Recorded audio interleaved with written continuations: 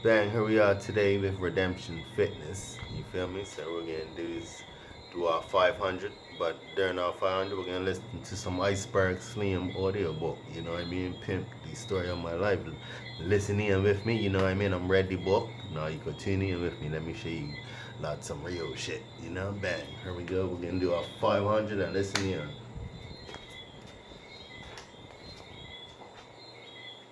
Here we go.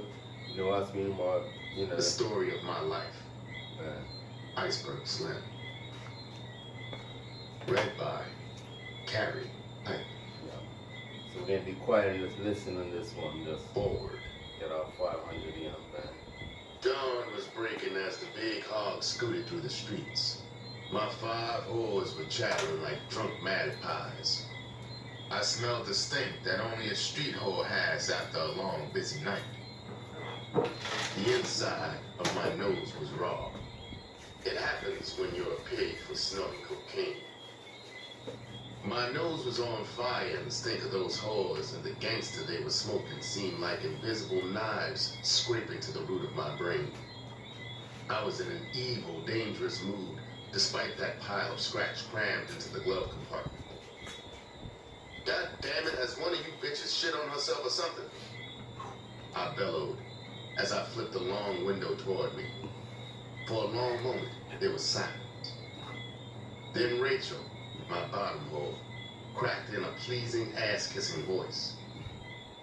Daddy, baby, that ain't no shit you smell. We've been turning all night and ain't no bathrooms in those Trix's cars we've been flipping out of. Daddy, we sure been humping for you, and what you smell is our nasty hard asses. I grinned widely, inside, of course. The best pimps keep a steel lid on their emotions, and I was one of the iciest. The whores went into fits and giggles at Rachel's shaky witticism. A pimp is happy when his whores giggle. He knows they are still asleep. I coasted the hog into the curb outside the hotel where Kim, my newest, prettiest girl, was cribbing. Jesus. I would be glad to drop the last whore off so I can get to my own hotel to nurse my nose with cocaine and be alone. Any good pimp is his own best company.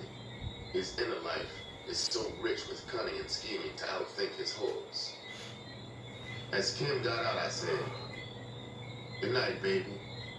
Today is Saturday, so I want everybody in the street at noon instead of 7 tonight." I said noon, not 5 minutes after or 2 minutes after, but at 12 noon sharp, I want you down. Got it, baby? She didn't answer, but she did a strange thing. She walked into the street around the hall to the window on my side. She stood looking at me for a long moment, her beautiful face tense in the dim dawn. Then in her crisp, New England accent, she said, "Are you coming back to my pad this morning? You haven't spent a night with me in a month, so come back, okay?" A good pimp doesn't get paid for screwing. He gets his payoff for always having the right thing to say to a whore right on lightning tap. I knew my 4 whores were flapping their ears to get my reaction to this beautiful bitch. A pimp with an overly fine bitch in his stable has to keep his game tight. Whores constantly probe for weakness in a pimp. I fitted a scary mask on my face and said in a low, deadly voice, "Bitch, are you insane? No bitch in this family calls any shots or muscles me to do anything. Now take your stinking yellow ass upstairs to a bath and some shut-eye, and get in the street at noon like I told you." The bitch just stood there, her eyes slitted in anger. I could sense she was game to play the string out right there in the street before my horse. If I had been 10 years dumber, I would have leaned out of that hog and broken her jaw and put my foot in her ass. But the joint was too fresh in my mind. I knew the bitch was trying to booby trap me when she spat out her invitation. "Come on, kick my ass. What the hell do I need with a man I only see when he comes to get his money? I am sick of it all. I don't dig stables and never will. I know I'm the new bitch who has to prove herself. Well, goddammit, I am sick of this shit." She stopped for air and lit a cigarette. I was going to blast her ass off when she finished, so I just sat there staring at her. Then she went on. I have turned more tricks in the 3 months I have been with you than in the whole 2 years with Paul. My pussy stays sore and swollen. Do I get my ass kicked before I split? If so, kick it now because I'm going back to Providence on the next thing smoke. She was young, fast, with trick appeal galore. She was a pimp's dream and she knew it. She had tested me with her beef, and now she was lying back for a sucker response. I disappointed her with my cold overlay. I could see her wilt as I said in an icy voice. Listen, square-ass bitch. I have never had a hoe I couldn't do without. I celebrate, bitch, when a hoe leaves me. It gives some worthy bitch a chance to take her place and be a star.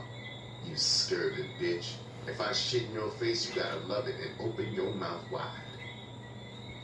The rollers cruised by in a squad car, so I flashed a sucker smile on my face and cooled it until they passed. Kim was rooted there, wincing under the blizzard. I went on ruthlessly. Bitch, you are nothing but a funky zero. Before me, you had one chili chump with no rep. Nobody except his mother ever heard of the bastard. Yes, bitch. I'll be back this morning to put your phony ass on the train. I rocketed away from the curb. In the rearview mirror, I saw Kim walking slowly into the hotel, her shoulders slumped. In the hog, until I dropped the last whore off, you could have heard a mosquito crapping on the moon. I had tested out for them. Solid ice. I went back for Kim. She was packed and silent. On the way to the station, I rifled the pages in that pimp's book in my head for an angle to hold her without kissing her ass. I couldn't find a line in it for an out like that. As it turned out, the bitch was testing and bluffing right down the line.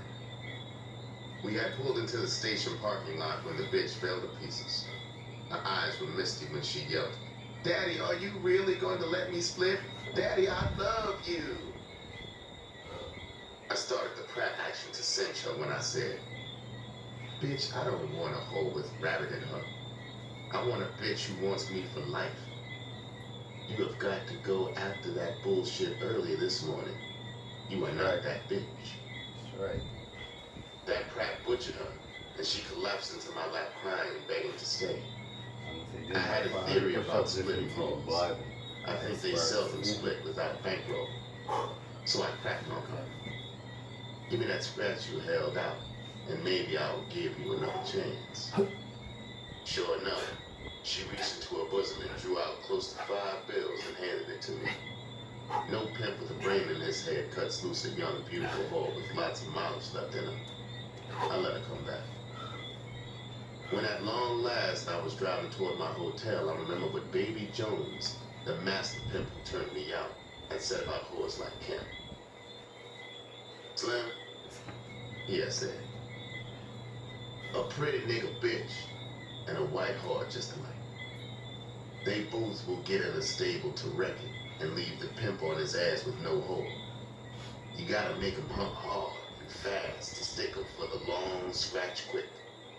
Slim, pimping ain't no game of love, so proud of him, keep your swipe out of him. Any sucker who believe a whore loves him shouldn't have fell out of his mammy's ass." My mind went back to Pepper, then back even further, and I remember what he had said about the Georgia.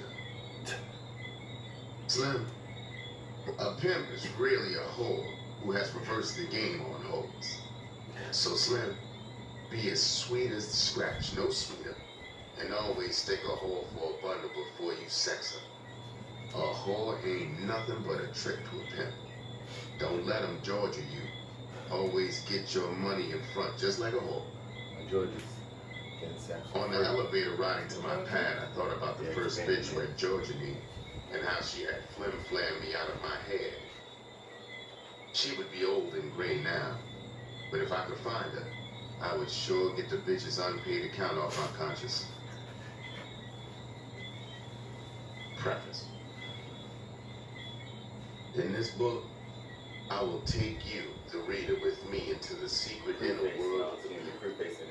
I will lay bare my life and thoughts as a pimp. The account of my brutality and cunning as a pimp will fill many of you with revulsion.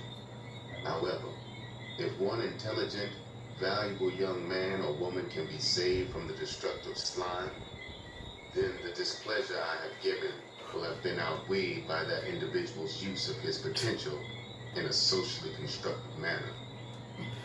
I regret that it is impossible to recount to you all of my experiences as a pimp. Unfortunately, it would require the combined pages of a half-dozen books. Perhaps my remorse for my ghastly life will diminish to the degree that within this one book, I have been allowed to purge myself. Perhaps one day I can win respect as a constructive human being.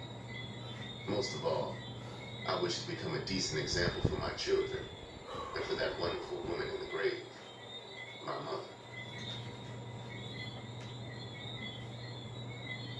Chapter 1. Torn from the Nest. Her name was Maud, and she Georgied me around 1921. I was only 3 years old. Mama told me about it. And always when she did, her rage and indignation would be as strong and as emotional, perhaps as at the time when she had surprised her panting and moaning at the point of orgasm with my tiny head wedged between her ebony thighs, her massive hands vice-like around my head. Mama worked long hours in a hand laundry, and Maud had been hired as a babysitter at 50 cents a day. Maud was a young widow. Strangely, she had a reputation in Indianapolis, Indiana, as a devout holy roller. I have tried through the years to remember her face, but all I can remember is the funky ritual. I vaguely remember not her words, but her excitement when we were alone. I remember more vividly the moist, odorous darkness and the bristle-like hairs tickling my face, and most vividly, I can remember my panic, when in the wild moment of her climax, she would savagely jerk my head even tighter into the hairy maw. I couldn't get a breath of air until, like a huge black balloon, she would exhale with a whistling whoosh and relax limply, freeing my head. I remember the ache of the strain on my fragile neck muscles, and especially at the root of my tongue. Mama and I had come to Indianapolis from Chicago, where since the time when she was 6 months pregnant, my father had begun to show his true colors as an irresponsible, white spats-wearing bum. Back in that small town in Tennessee, their hometown, he had stalked the beautiful virgin and conned her into marriage.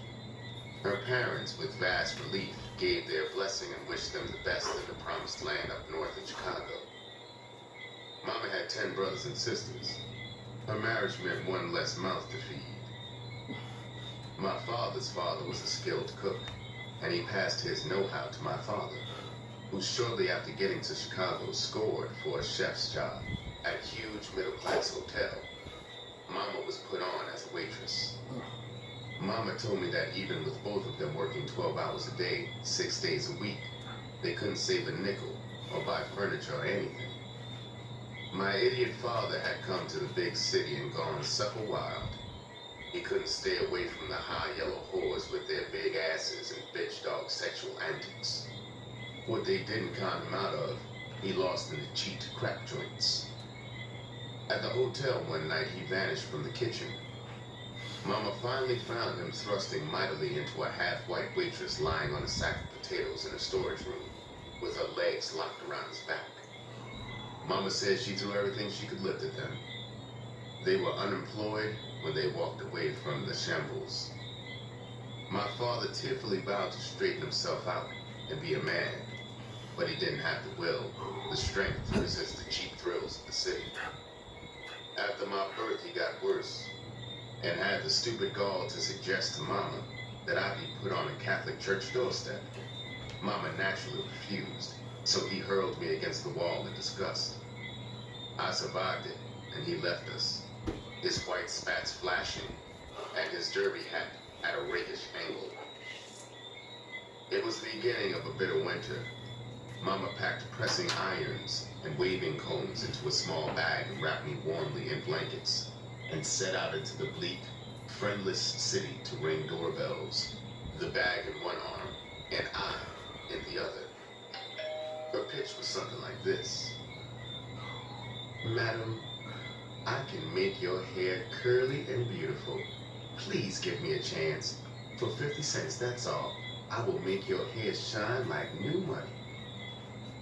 At this point in the pitch, Mama told me she would slip the blanket aside to bare my wee big-eyed face.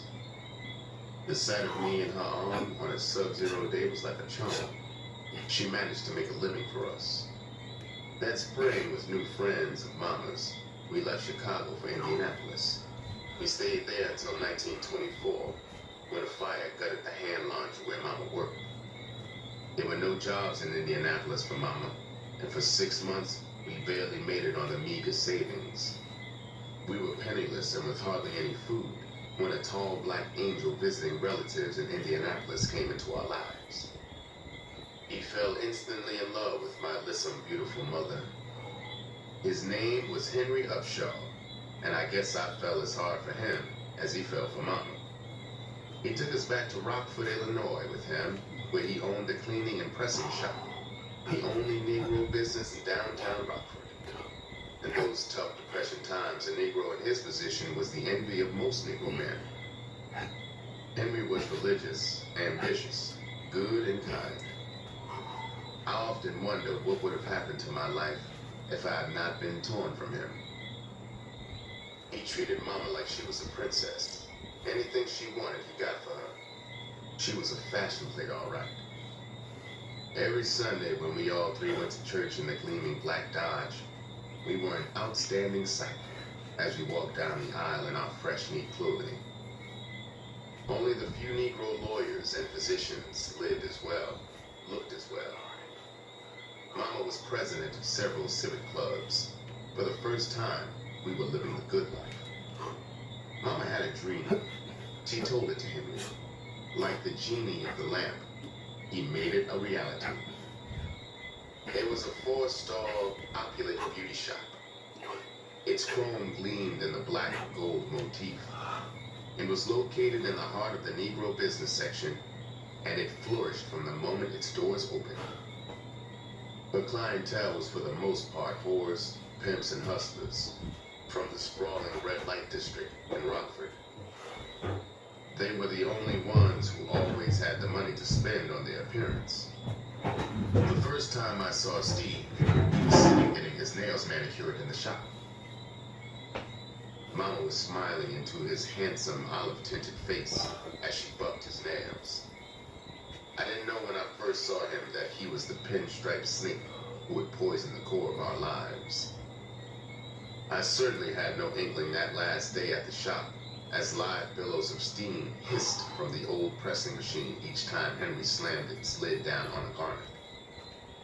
Jesus, it was hot in that little shop, but I loved every minute of it. It was school vacation time for me, and every summer I worked in the shop all day, every day, helping my stepfather.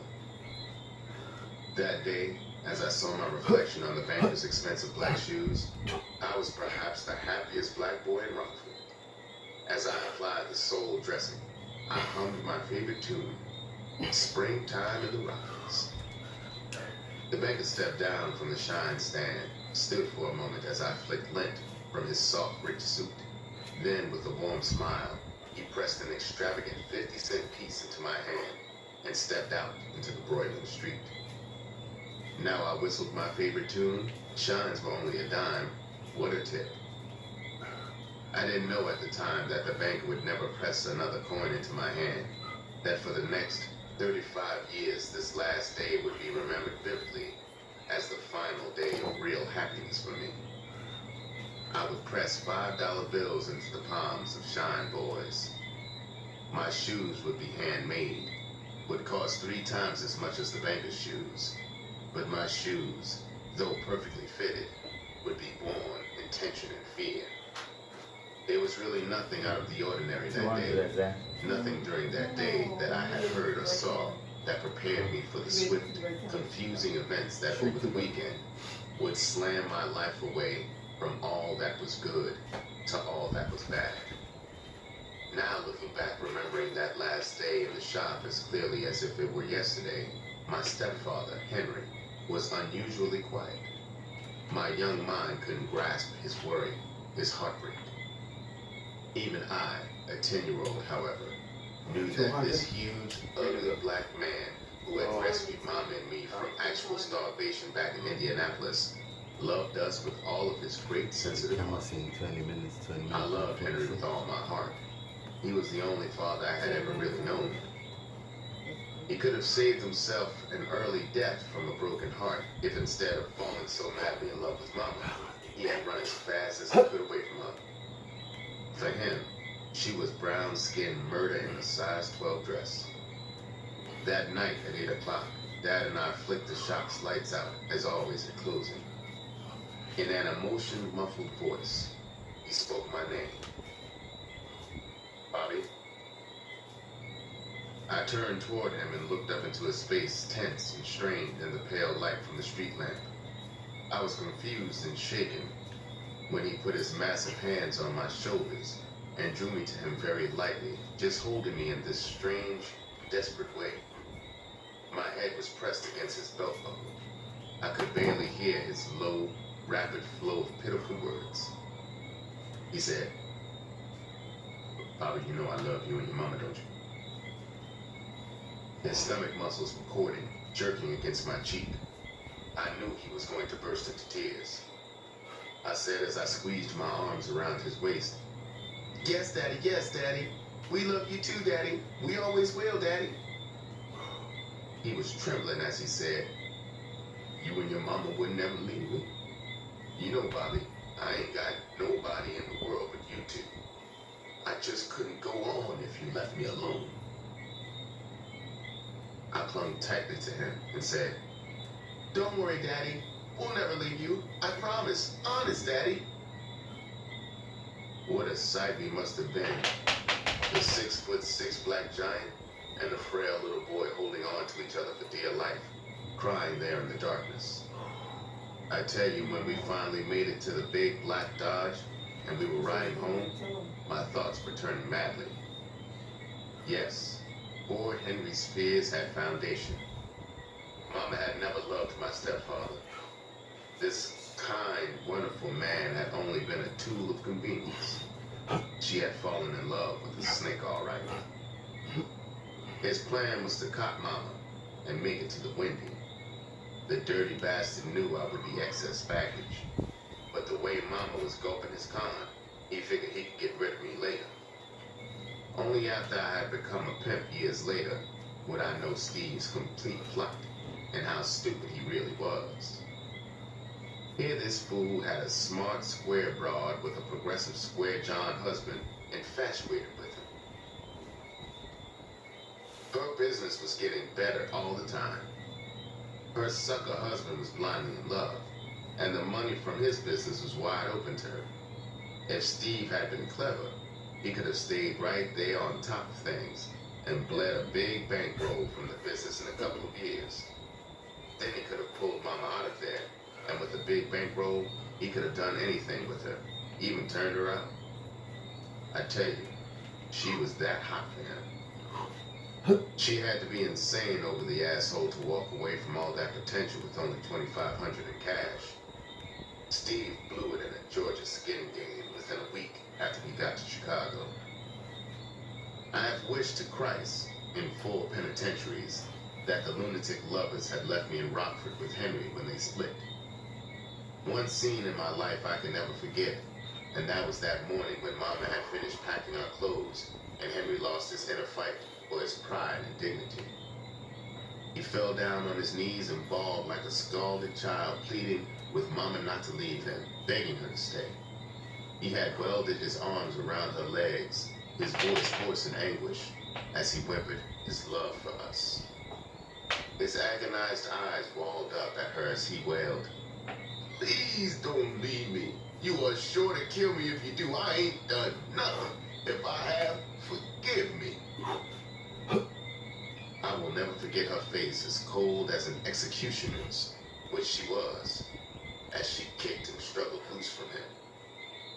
Then, with an awful grin on her face, she lied and said, "Henry, honey, I just want to get away for a while. Darling, we'll be back." In his state, she was lucky he hadn't killed her and me and buried us in the backyard. As the cab drove us away to the secret rendezvous with Steve sitting in his old Model T, I looked back at Henry on the porch, his chest heaving as tears rolled down his tortured face. There were too many wheels within wheels, too much hurt for me to cry. After a blank time and distance, we got to Chicago. Steve had vanished, and Mama was telling me in a drab hotel room that my real father was coming over to see us, and to remember that Steve was her cousin. Steve was stupid, all right, but cunning, if you can get what I mean. Mama, at Steve's instruction, weeks before, had gotten in contact with my father through a hustler brother of Mama's in Chicago. When my father came through the hotel door, reeking of cologne and dressed to kill, all I could think was what Mama had told me about that morning when this tall, brown-skinned joker had tossed me against the wall. He took a long look at me. It was like looking in a mirror. His deep-down guilt cream puffed him, and he grabbed me and squeezed me to him. I was stiff and tense in the stranger's arms, but I had looked in the mirror too when he came in, so I strung my arms limply around his neck. When he hugged Mama, her face turned toward me, and stony like back there with Henry. My father strutted about the hotel room boasting of his personal chef's job for Big Bill Thompson, the mayor of Chicago. He told Mama and me, "I'm a changed man now. I have saved my money, and now I really have something to offer my wife and son. Won't you come back to me and try again? I'm older now, and I bitterly regret my mistakes of the past." Like a black widow spider spinning a web around her prey, Mama put up enough resistance to make him pitch himself into a sweat, then agreed to go back to him. My father's house was crammed with expensive furniture and art pieces. He had thousands of dollars invested in rich clothing and linens. After a week, my hustler uncle brought Steve to visit us and to case the layout. My father bought the cousin angle and broke out his best cigars and cognac for the thieves. It was another week before they took him off. Remember, at the time I had no idea as to what really was going to happen. I would learn the shocking truth only after we got to Milwaukee.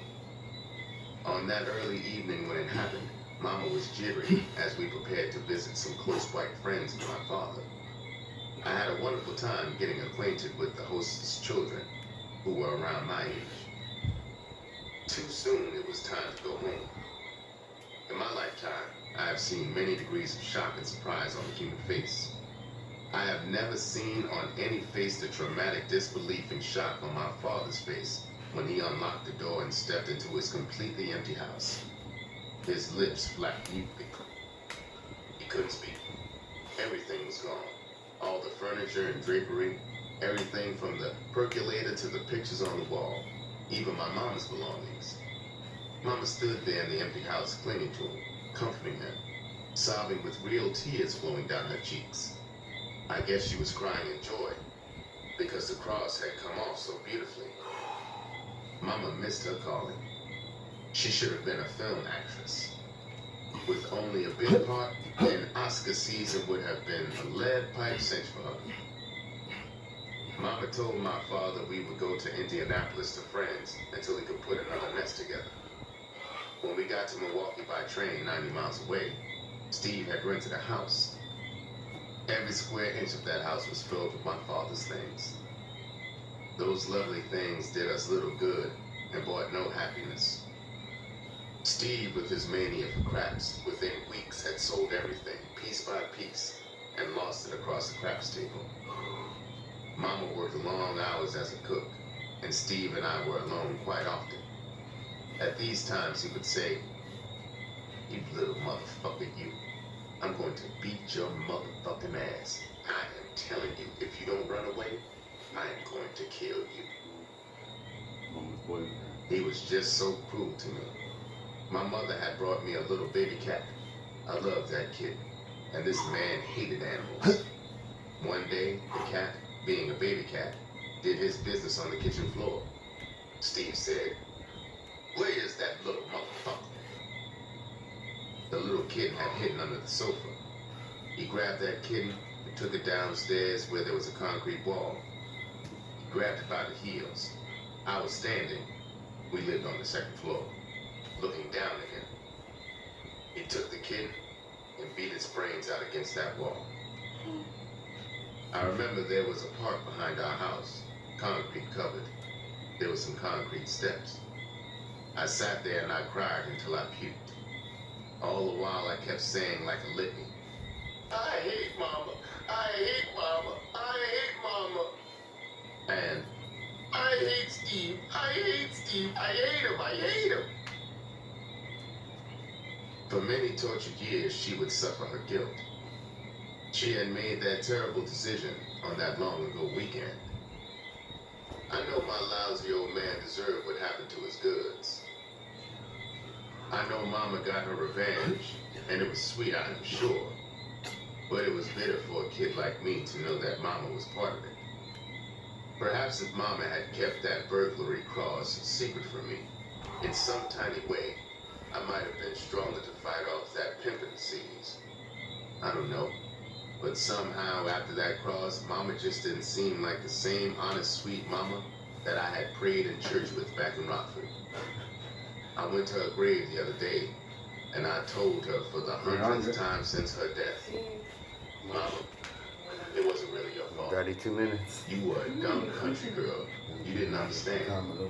I was your first and only child. You couldn't have known how important Henry was to me." I choked up, stopped talking to her beneath the silent sigh, and thought about Henry lying rotten, forgotten in his grave. Then through my tight throat I said to Mama, "To you, he was ugly. But Mama, I swear to heaven, he was so beautiful to me. I loved him, Mama. I needed him. I wish you could have seen beyond his ugly black face and loved him a little and stayed with him. Mama, we could have been happy. Our lives would have been different. But I don't blame you. Mama, I love you." I paused, looking up at the sky. Hope she was up there and could hear me. And then I went on. "I just wish you were alive."